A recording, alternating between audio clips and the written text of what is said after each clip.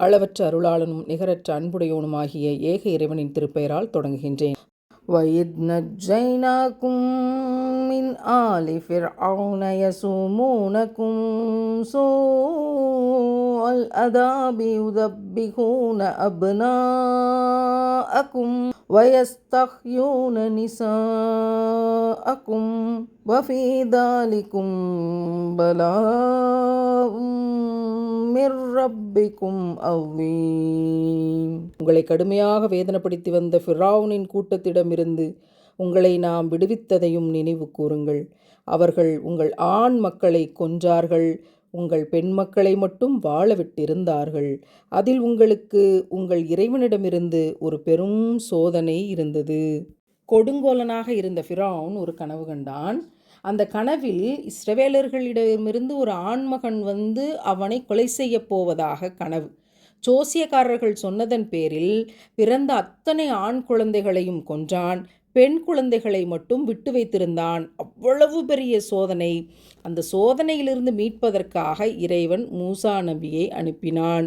அப்படி சோதனையிலிருந்து மீட்டனுப்பிய நபியினுடைய வருகையை குறித்தும் உங்களை மீட்டெடுத்த இறைவனுடைய ஆற்றலை பற்றியும் நினைவு கூறுங்கள் என்று இந்த வசனத்தில் இறைவன் சொல்லித் தருகிறான், சொல்லி காட்டுகிறான். ஃபிரௌனுடைய கொடுமையான கொடுமை, அவனுடைய சமூகத்தார் செய்த கொடிய வேதனை அத்தனையிலுமிருந்தும் கீழ்த்தரமான வேலைகளிலிருந்தும் இஸ்ரவேலர்கள் எப்படி பாதுகாக்கப்பட்டார்கள்?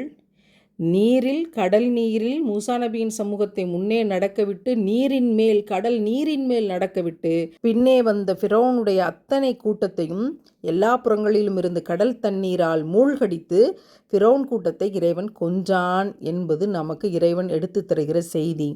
நினைத்து பாருங்கள், நம்மை சுற்றிலும் ஃபிரௌன்களின் கூட்டம் இருக்கிறது.